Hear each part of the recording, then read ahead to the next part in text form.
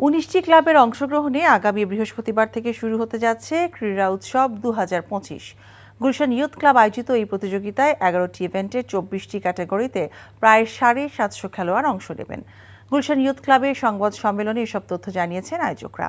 এ ধরনের প্রতিযোগিতা থেকে ভালো মানের খেলোয়াড় বের করে আনা সম্ভব বলে মনে করেন বিসিবি পরিচালক ও ক্লাবের সহসভাপতি ইফতেখার রহমান মিঠু। এছাড়া তরুণ সমাজকে খেলায় আগ্রহী করে তুলতে এই ইভেন্ট বড় ভূমিকা রাখবে বলে জানিয়েছেন আয়োজক ক্লাবটির সভাপতি হুমায়ুন কবির। তাই এই ক্রীড়া উৎসবের নাম দেওয়া হয়েছে উল্লাস। আগামী 22শে ফেব্রুয়ারি পুরস্কার বিতরণের মধ্য দিয়ে শেষ হবে 19 ক্লাবের মধ্যে আয়োজিত এই ক্রীড়া উৎসবের।